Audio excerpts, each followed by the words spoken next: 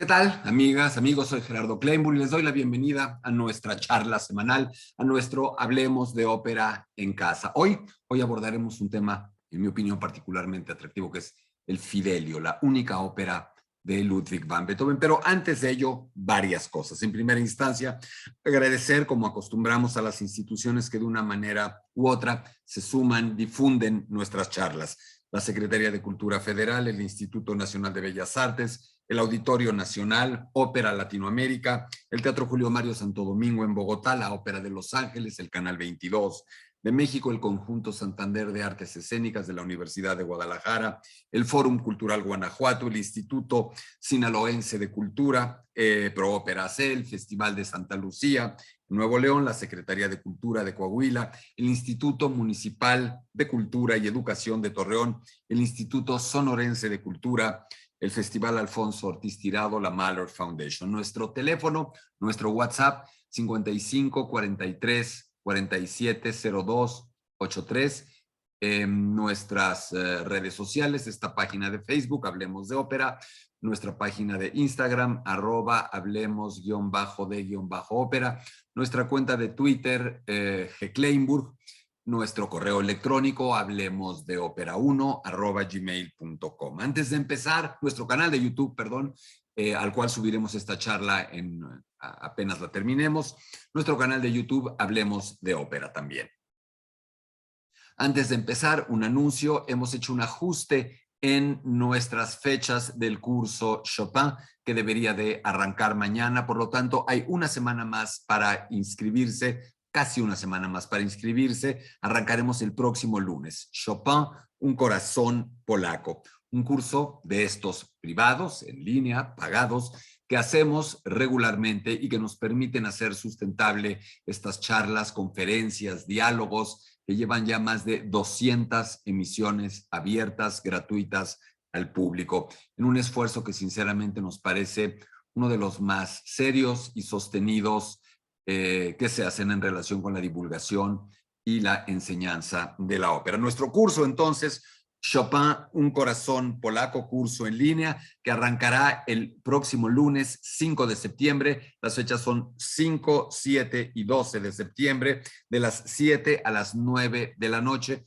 Hay disponibilidad completa de otros horarios a través de las sesiones grabadas. Llámenos o envíenos un WhatsApp al 55 43 47 02 83 o un correo electrónico, hablemosdeopera1@gmail.com, y acompáñenos en este recorrido a lo largo de la vida, la obra, las influencias de la música popular, el romanticismo, el bel canto en la obra de Chopin, su vida, su personalidad, sus relaciones, una auténtica aventura a lo largo y ancho de uno de los emblemas del romanticismo musical y del romanticismo a secas. Por supuesto, también escucharemos su infinita obra para piano, valses, mazurcas, polonesas, estudios nocturnos, barcarolas, baladas, scherzi, etcétera, etcétera, música de cámara, conciertos para piano y orquesta, canciones. Chopin es un mundo entero y les aseguramos que si nos acompañan en este recorrido, lo van a conocer, a entender y a gozar de una manera que no imaginaban. También, antes de arrancar nuestro programa, un agradecimiento muy grande, muy grande y muy sincero, no solamente a importantísimas instituciones y cantantes de ópera internacionales que han nominado a Hablemos de Ópera, nuestro proyecto, a los International Opera Awards, que son estos premios, estos reconocimientos de una muy sólida resonancia internacional que se ofrecen en distintas categorías del quehacer vinculado con la ópera. En este caso, la categoría de educación ahora se llama Outreach and Impact, alcance e impacto, y dentro de esa categoría, tanto estas instituciones y cantantes cuanto numerosos seguidores de Hablemos de Ópera, puesto que cualquier persona puede nominar, nos han nominado. Aclaramos que no son votos, no es algo así como que el que lleve más gente votando a favor de uno gana, para nada. Es un jurado británico de muy alto nivel, pero estas nominaciones simplemente le hacen ver a este jurado que estos proyectos, estos cantantes, estas propuestas tienen el alcance. Así es que gracias a todas y todos los que lo hicieron. Todavía se puede votar hoy y mañana. Si les interesa apoyar nuestro proyecto, en nuestra página de Facebook está el link, la liga de los International Opera Awards, donde se puede votar. Gracias de verdad.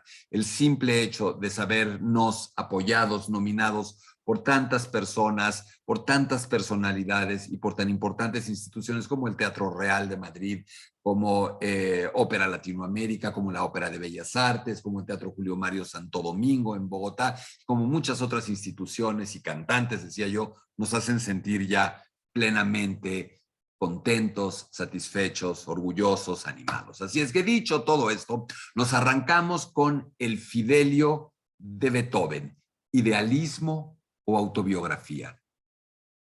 ¿O acaso idealismo y autobiografía son bastante similares en Beethoven?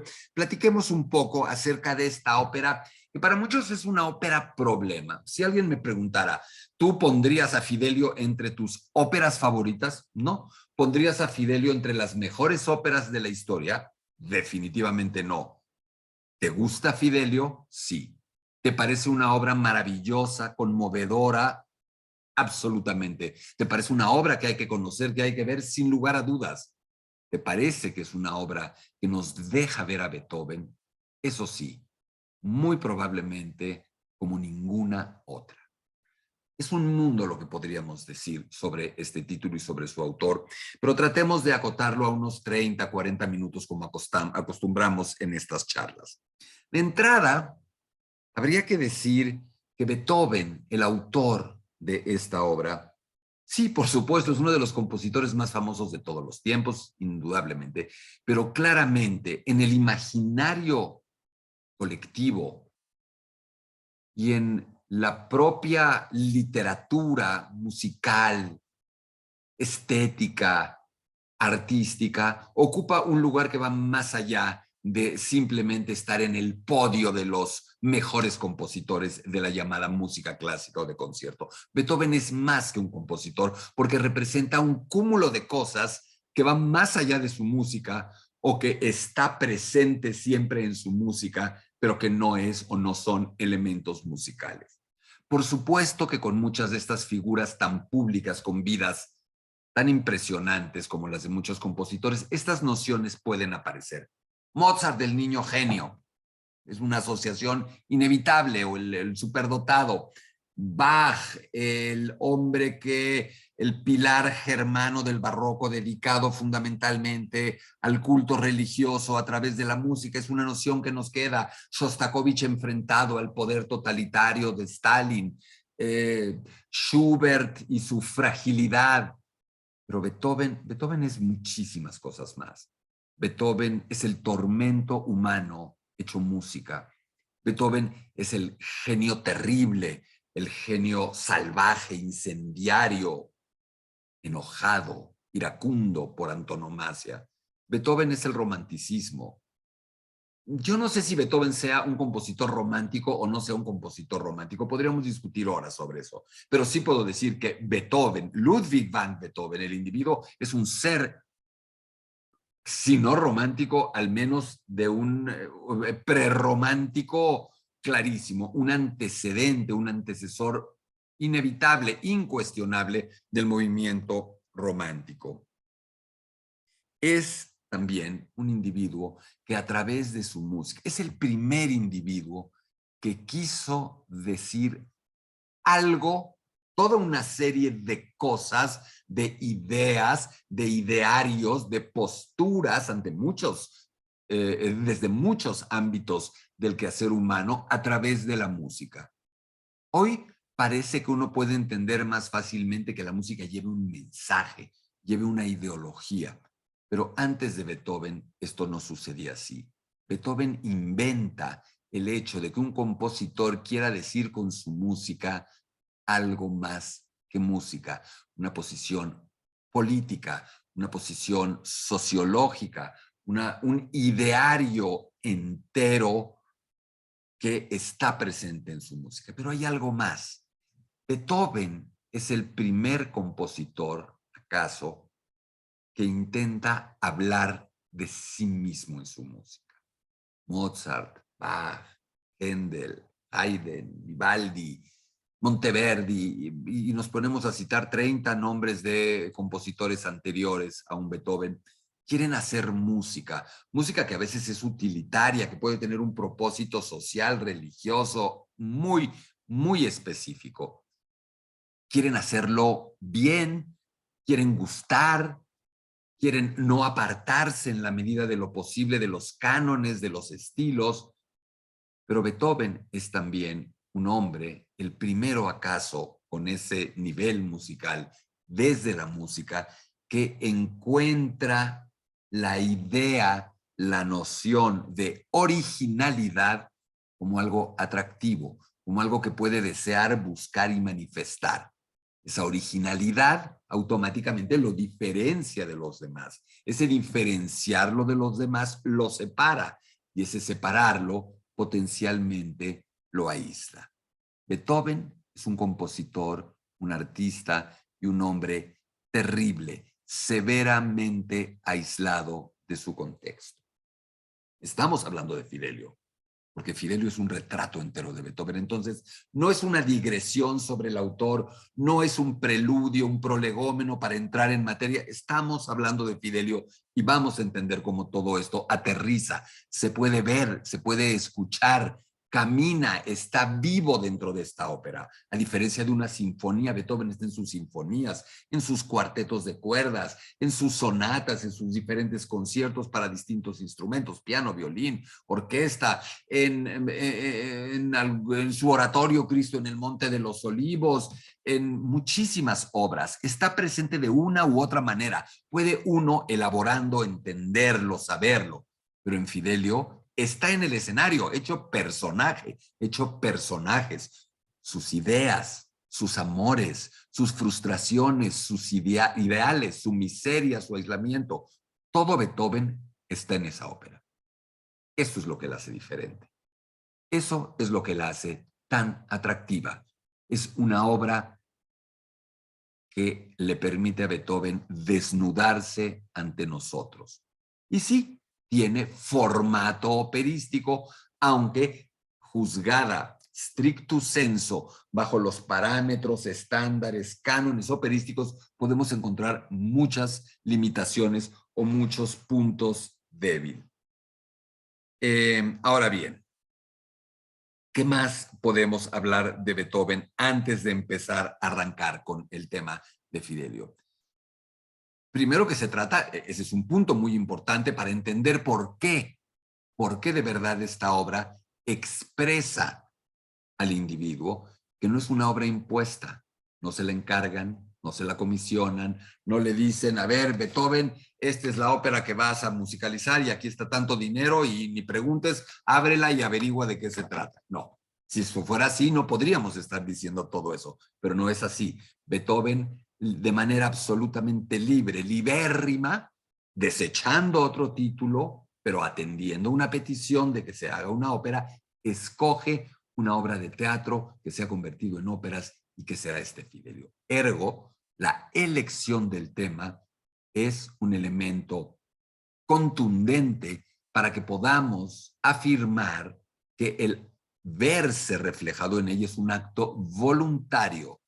Beethoven escoge Léonore ou l'amour conjugal de Bouilly porque algo mueve en él, porque algo de él ve en ella. No puede haber otra razón, aunque hay también algunos elementos paralelos de conveniencia, ¿sí? Beethoven de pronto también podía buscar algunas acciones que le pudieran aportar o reportar algún beneficio a mediano plazo, algún acto de estrategia. Pocos fueron esos actos. Fidelio fue uno de ellos. Beethoven se explica, se cuenta y se alaba en buena medida por ser un ejemplo supremo de resiliencia o de reinvención. No es lo mismo. Hasta donde yo entiendo, la reinvención es transformarte en otro. hasta donde yo entiendo también, resiliencia es perder a través de una crisis de cualquier índole ese estado habitual, verte desnaturalizado en todo tu ser, tu persona, tu creatividad, y luego a través de un esfuerzo heroico regresar a ser el mismo. Beethoven es una mezcla y una fusión de resiliencia y de reinvención. Primero, porque sí, es un hombre que se ve incontables, 4 o 5 veces desfigurado como persona, como psique y como músico, como artista, por terribles catástrofes de vida emocionales que le suceden o que a veces provoca, pero emerge de ellas nuevo, distinto, reinventado. Es decir, es un hombre que no deja de luchar durante toda su vida. Y agonía, bien en estricto sentido, tiene que ver con la noción de luchar. Es una personalidad, un hombre, una obra permanentemente agónicos en esa dualidad del término. Es un hombre que primero tiene que reinventarse tras la muerte de su padre, que tiene que superar esa violencia doméstica. Fidelio está lleno de violencia. Hay una segunda invención que es cuando Beethoven asume su sordera, cuando ha generado este héroe de héroes que se vuelve Napoleón, una suerte de padre vicario, de padre sustituto, de padre inventado mentalmente ante la incapacidad de no odiar, de no repugnarle la mera memoria de su padre abusador, alcohólico, sifilítico, violento, que lo vejaba, que lo encerraba, que lo golpeaba. Y de esa crisis de sordera y de encumbramiento de Napoleón acontece la autocoronación de Napoleón, este momento en el que Beethoven ve que su ídolo de ídolos, su dios, su arquetipo del héroe, se convierte en un tirano más, en otro como su papá, en otro como todos estos tiranos, gobernantes, autocráticos, despóticos. La tragedia, la crisis para Beethoven es inmensa, pero cómo emerge de esa sordera con todo lo que implicará de vergüenza, de desánimo, de reto mayúsculo creativo, de incapacidad gregaria, de aislamiento brutal. ¿Cómo emerge de eso si ya no tiene además al otro héroe convirtiéndose a sí mismo en un héroe que lo es a través de su música? Lo dice con todas sus letras Beethoven. Napoleón tenía sus cañones. Yo ahora tendré mi música. La música como un arma.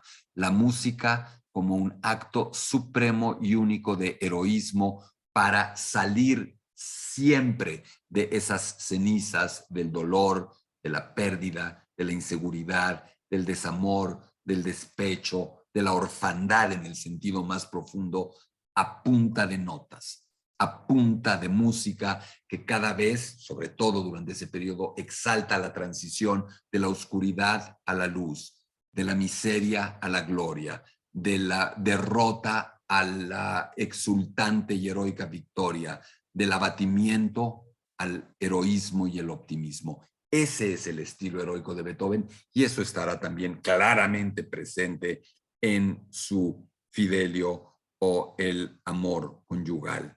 Y por supuesto, otra de las grandes reinvenciones de Beethoven vendrá tras la separación, tras la finalmente imposibilidad de estar unido con la llamada amada inmortal, que hoy sabemos fue Tony Brentano. Y ese momento extremo, tal vez el más extremo en la vida de Beethoven, en el que finalmente hay una mujer que lo ama, casada, sí, una mujer que aparentemente quiere irse a vivir con él, pero que tiene hijos, una mujer que se ha enamorado de él, pero que tiene severas crisis de depresión y de aparente bipolaridad que la tienen postrada en una cama, un amor imposible, un amor casi diseñado para terminar en catástrofe. Y sí, Beethoven irá de lleno y de bruces a esa catástrofe y quedará todavía más lastimado por esa mujer que no terminó de poder liberarlo. de poder desencadenarlo, de poderlo, no diría yo siquiera, pues tal vez diríamos el redimir. Sí, sí lo podemos decir wagnerianamente, de poder redimirlo. Y eso, sublimado, aparecerá a la inversa, claramente, en este Fidelio. Y por supuesto, tenemos esa última reinvención terrible, esa crisis espantosa, en la que un Beethoven que claramente ya no está en sus cabales, pelea de una manera atroz, grotesca por la patria potestad de su sobrino Carl, haciéndole la vida miserable a su cuñada Johanna, llevándola a juicio, despojándola de su hijo, generando un infierno horrendo entre ellos y en él mismo, obsesionado de manera delirante, mitómana, loca en algún sentido, canalla, miserable, lamentabilísima como actitud personal para intentar, insisto, recuperar o tener a ese sobrino. Una actitud muy lamentable de Beethoven que lo lleva a esa última crisis de la que emerge, como siempre, con música, pero ya en ese momento ulterior de su vida, con una música que literalmente se dispara, se va al infinito y más allá, al futuro y más acá. Una música que ya no tiene nada que ver con su tiempo. En mi opinión, el salto musical más grande, más radical y extremo de la historia de ese arte, incluso por encima de las vanguardias musicales del siglo XX. Nadie, en mi opinión, había despegado de su tiempo en términos estéticos como Beethoven lo hizo en esa fase ulterior. Decíamos esto, déjenme nada más regresar un poco a mi guía, pero también tenemos a un Beethoven que se convierte en el primer músico con una verdadera conciencia política, social y humanista. Esto debido en buena medida a su primer gran, verdadero, único maestro, Nafe. No Salieri, aunque tomara clases con Salieri, no Haydn, aunque tomara clases con Haydn. Es Nafe, ese primer maestro que se vuelve un primer padre para Beethoven, el que lo acerca a la literatura, lo acerca al derecho, lo acerca a la música de Bach, lo acerca a la cultura, lo acerca a la política. Y a partir de ahí, esa simiente florece y Beethoven será uno de los primeros grandes liberales del mundo. Un hombre con plena adhesión a todo lo mejor que de manera tan efímera exaltó la Revolución Francesa, los principios de los derechos del hombre, del ciudadano y sobre todo esta tríada de valores que se vuelven supremos en Beethoven, el de la libertad, en todos sentidos, creativa también, el de la igualdad, un hombre que no se arredra, se amedrenta ante ningún poder, el que sea, y que lo encara, lo vitupera, lo denuestra de tú a tú y en público. Y la fraternidad, un hombre tan poco fraternal en su vida personal, tan sociópata, tan complicado, tan grosero, que sin embargo llevaba dolorosamente esos ideales dentro y los vivía, los transmitía y los exaltaba, tal vez no de la mejor manera que se pueden hacer, que es a través de tu vida y tus acciones cotidianas, sino a través de su música. Y Fidelio, o la Novena Sinfonía de Beethoven, o la Fantasía Coral para piano, voces, coro y orquesta, son algunos de esos ejemplos supremos de búsqueda de hermandad, de fraternidad. Es, pues, un personaje absolutamente singular, absolutamente sui generis. Y un hombre, insisto, que se ve muy rápidamente desilusionado de cómo todo aquello en lo que creía, de cómo todo aquello que alababa de tal manera se ha derrumbado, tanto en lo político como en lo personal. Entonces, regresamos un poco a lo comentado. Estamos haciendo esta charla porque Fidelio sea la más grande ópera de la historia, de ninguna manera. No hay manera de verlo así. No es tanto una ópera, como hemos dicho, sino el vehículo más explícito para que Beethoven nos dijera su credo estético, social, político, humanístico, pero también su verdad más íntima. Es una suerte de striptease extremo. Y se vuelve por todo ello una ópera tan emblemática. Fidelio es una ópera que siempre se ha usado también para algo.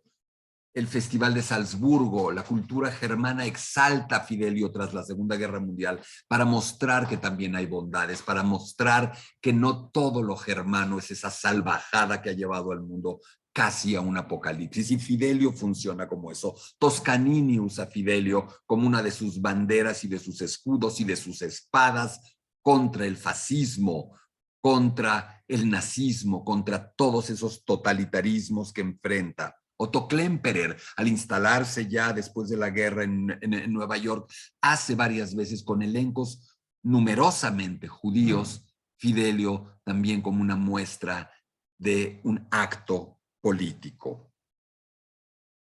Todo esto, decíamos, está presente en esta ópera.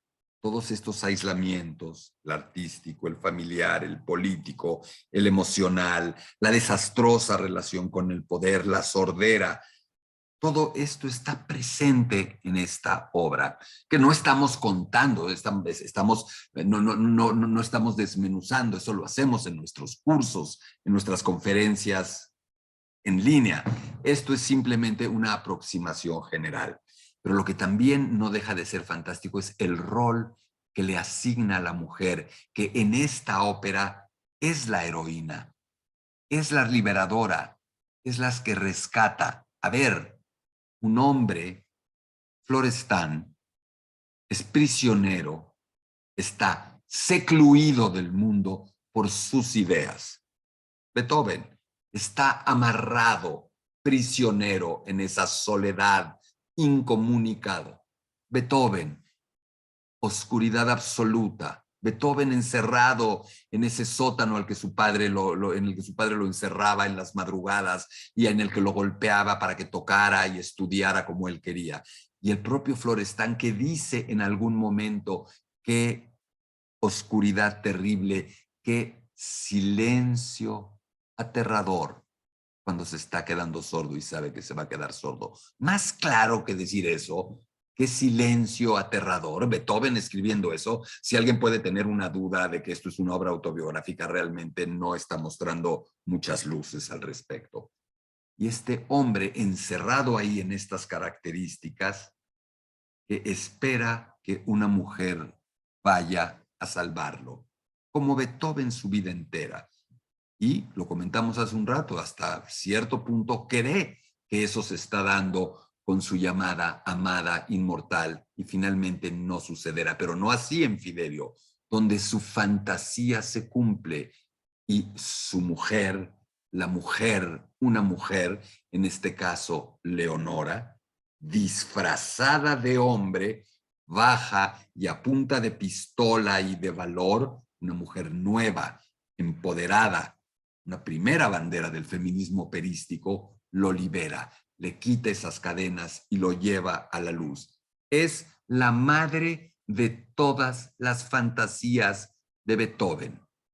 Pero después también el tema de los prisioneros políticos, de la gente denostada, perseguida, vejada por sus ideas, como él en tantos terrenos. La cárcel, el tirano que gobierna toda esa zona, don Pizarro, que encarna claramente al tirano perfecto, al déspota. Si queremos a Napoleón, si queremos a su propio padre, Johann Beethoven. Tenemos a Rocco, el director de la cárcel, uno de los personajes más reales de la ópera. Pero nos estamos dando cuenta de que todos los personajes son Beethoven. Florestan es Beethoven, Leonora es su idea del ideal femenino. La cárcel, la mazmorra, la soledad, la oscuridad son él, su sordera, el aislamiento, la seclusión. Rocco, el dueño de el director de la cárcel, encarna al hombre que todavía puede decidir, que está siendo corrompido por los malos, pero que no es un asesino, un hombre que todavía tiene la posibilidad de decidir y que además, díganme si no hablamos de la sublimación, es un buen padre, es un lindo y amoroso padre, y así lo retrata Beethoven. Este hombre, hijo de un individuo prácticamente de actitudes delincuenciales en relación con su hijo, pinta Beethoven a un padre bueno, como Rocco con su hija Marceline. Marceline y Giacchino, la pareja sencilla, normal, sin demasiadas ideas, que simplemente busca una vida, un amor domésticos, tranquilos, sin mayores sobresaltos. Tenemos también a don Fernando, esta suerte de deus ex machina, esta suerte de divinidad que arregla todo y que resulta ser el hombre poderoso de verdad, pero el ilustrado total. Un hombre que encarna cabalmente todos los ideales políticos, sociológicos, humanistas a los que hemos hecho alusión en Beethoven. Es casi una suerte de gran maestro masónico, por jugar con un paralelismo mozartiano. Entonces, todos estos personajes, todos estos conflictos son Beethoven. Entendemos ahora por qué tiene esta fuerza y esta importancia esta ópera.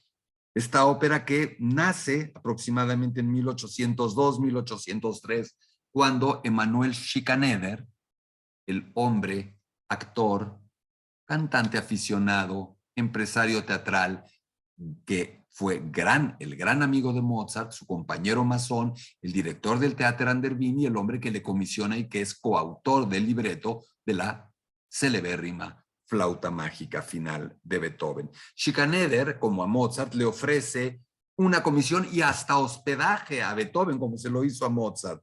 Le hace en 1803 una primera propuesta con un libreto de él mismo, Vestas Feuer, es decir, esta suerte del fuego, la fogosidad de las vestales, de estas diosas druidas. Desecha muy pronto la ópera, no toda la música, hay parte de la música que vuelve a usar para Fidelio, pero sobre todo Beethoven desecha esta posibilidad de Vestas Feuer cuando entra en contacto con Leonore ou l'amour conjugal, esta obra de teatro convertida ya en varias óperas de Jean-Nicolas Bouilly, sí, francés, y con el contexto revolucionario francés. Todavía es el momento final, el estertor de la pasión beethoveniana por Napoleón antes del desencanto de 1804, y este momento en el que pasa por la mente de Beethoven quedar bien con los franceses, hacer una ópera de un tema que está de moda en Francia y que pueda ser exitosa en Francia y que pueda allanarle el camino para una eventual emigración a Francia. Por eso hablábamos de cierta estrategia rarísima en Beethoven, pero presente en esta obra. Finalmente es esta la ópera el tema que seduce a Beethoven, y también porque tiene este elemento de lo público, lo político, lo revolucionario, la Revolución Francesa, los presos políticos, pero también la parte del amor de pareja, de lo privado, de lo doméstico, estos dos mundos. En algún sentido, esta ópera beethoveniana pondrá de manifiesto mucha de esta temática belcantista y luego verdiana de grandes frescos históricos políticos enmarcando historias de amor, de desamor, de triángulos amorosos, de rivalidades padre-hijo, etcétera, etcétera.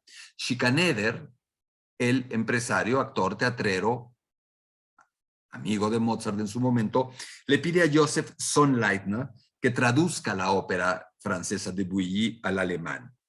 Ya hay algunos antecedentes, hay una ópera de Paul Gavot, el que le da nombre a la Salle Gavot de París, que se estrenó en el Teatro Feydeau, y también hay una obra de Ferdinando Paer, que se estrenó en Dresden, las dos sobre este mismo tema. Se pueden encontrar en Spotify las dos. Muy interesante comparar. Bueno, no sé si la de Gavot, la verdad no he escuchado la de Gavot, pero la de Ferdinand Paer sí que la he escuchado, y es interesante compararla con la de Beethoven para entender la grandeza desmesurada de lo que Beethoven hizo. Beethoven trabajó todo el proyecto con el título de Leonora, pero al final cambian el nombre a Fidelio para mostrar cierta novedad. Fidelio, fidelidad o el amor conyugal. Leonora, la mujer disfrazada de hombre, jugando un rol muy masculino, novedosísimo, para rescatar a Florestan, que juega un rol más femenino, entendido de manera equivocada estos dos términos. Sé que no solo es políticamente incorrecto, pero para la época sí que estaba acuñada la noción de la masculinidad en un sentido más cercana a la de Fidelio, del hombre, y la feminidad a la de Leonora. Y en la ópera se invierten esos papeles de una manera absolutamente maravillosa. Ahora bien, tenemos, insisto, entonces una obra de rescate completamente a la inversa. Cuando finalmente se estrena en el Theater an der Wien el 20 de noviembre de 1805. Hay 3 funciones y son un fracaso monumental, porque entre otras cosas las tropas napoleónicas han invadido, la ciudad está sitiada, dominada, ocupada por franceses, y la mayor parte del público es, ironía de ironías, paradoja de paradojas, soldados franceses completamente insensibles a ese tema tan francés. Schikaneder le pedirá a Stefan von Breuning que la acorte en 2 actos y edite escenas, porque sienten que es muy larga. Imagínense la ira bíblica de Beethoven ante un comentario así, cuando Beethoven no permitía el menor comentario crítico o sugerencia respecto de algo que tuviese que ver con él. Sin embargo, los nobles que lo protegen, los nobles que lo apoyan y que le dan su estipendio mensual vitalicio con tal de no abandonar Viena, lo convencen de aceptar, y hay un nuevo estreno el 29 de marzo de 1806, otra vez en el Theater an der Wien. 2 funciones, las cosas van bien, pero Beethoven arma una pelea de las típicas, monumentales, con los directivos del teatro y rompe con ellos sobre pretexto de que lo están defraudando, le están robando dinero. Hoy sabemos que nuestro querido amigo Beethoven nunca aprendió a multiplicar, y menos a dividir, que para multiplicar tenía que hacer sumas reiteradas, y que por lo tanto esta terrible incapacidad, casi analfabetismo aritmético, lo llevaban a alimentar la paranoia de que las cuentas estaban mal hechas y que lo estaban robando. Es entre cómico, patético y desolador. Será hasta 1814 cuando Georg Friedrich Trischke, otro dramaturgo en activo, de buen nivel, generará una nueva versión a petición de Beethoven, que se estrena el 23 de mayo de 1814, ahora en el Kärntner Tortheater de Viena, con un éxito inmenso. Y ahí sí, finalmente Beethoven tiene un resultado satisfactorio con su Fidelio. Una ópera que está tan preocupada de decir cosas, de transmitir ideas, ideales, y de sublimar este dolor y esta miseria biográfica de Beethoven que he tratado de transmitirles, que no tiene una verdadera teatralidad. Y esa es su gran limitación. Está muy anclada en todo lo que es esa ópera germana que no termina de fraguar y que paradójicamente se ha terminado de perfilar de una manera informe, de una manera abigarrada, de una manera por demás heterogénea en esa obra cumbre también, que es La Flauta Mágica. No la mejor ópera del mundo, en mi muy humilde opinión, pero una obra maestra inmarcesible, de la misma manera que el Fidelio lo es, desde esos parámetros. Una ópera que, como La Flauta Mágica, como su ideal mozartiano, Beethoven idolatra a Mozart y ama sus óperas musicalmente, pero le parecen de una inmoralidad inaceptable, vergonzante para este hiper recto, hiper sobrio, ¿cómo podríamos llamarlo? Autocontrolado Beethoven. Están los elementos del Singspiel, mitad hablado, mitad cantado, sin recitativo, elementos del aria da capo virtuosística con coloratura de la ópera seria en el aria de Fedora, en el aria de Leonora, elementos más de la reforma operística de Gluck, elementos de simplicidad emotiva de honestidad vocal, emotiva, en algunos momentos de Florestan y de parte de los jóvenes novios temporales, novios Giaquino y Marcelina. Hay elementos de la ópera bufa o semiseria, en parte también de los momentos de ellos dos. Y por supuesto, hay estos momentos sublimes del coro de los prisioneros que se vuelven entre un himno a la concordia, a la fraternidad, a la hermandad, que incluso por ahí nos pueden evocar un poco a estas ideas de masonería coral que Mozart muestra en la flauta mágica. Podríamos hablar mucho más de este Fidelio, hay mucho más que decir. Esto es simplemente un acercamiento, un panorama general. Si les interesó, si les gustó esta charla, tenemos también disponible un análisis ya mucho más concienzudo, mucho más profundo, con profusos ejemplos de video y de audio en el que explicamos todo el tema de Fidelio. Me parece que se llama Beethoven o el aislamiento. Si nos llaman, si nos escriben, pueden ustedes adquirir esas sesiones en las que explicamos más en profundidad este tema. Simplemente decir que Beethoven, no solo Beethoven, que Fidelio sigue siendo una obra vigente, una obra que desde un lugar tan lejano y con un personaje tan aparentemente distinto y distante, nos sigue hablando de todos nosotros. Por eso es un clásico. Nos sigue hablando de nuestros problemas, de nuestras miserias, de lo que nos duele.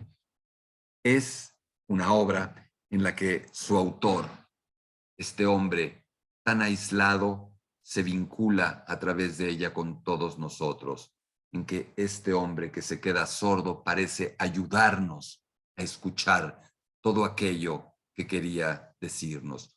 Un enorme canto a la libertad, a la igualdad, a la fraternidad, al amor conyugal, a la fuerza y el empoderamiento que puede tener esta nueva mujer, curiosísimo hecho, pero indudable, que Beethoven perfila y sobre todo deja al desnudo el dolor humano extremo de Beethoven.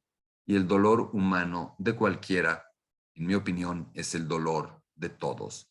A todos, de una u otra manera, nos termina doliendo lo mismo. A todos nosotros nos duele algo o varias de las cosas que le dolían a Beethoven. Y por eso, desde ahí, justamente en ese terreno es en el que comunica y conecta con nosotros. Y Fidelio, en mi opinión, es la obra más desgarradora, más verdadera, honesta, sincera, explícita, en la que Beethoven se muestra ante nosotros, y al mostrarse ante nosotros, como ocurre siempre que alguien se enseña a los demás, lo que enseña es un espejo en el que todos somos Florestan y Pizarro y Rocco y Leonora.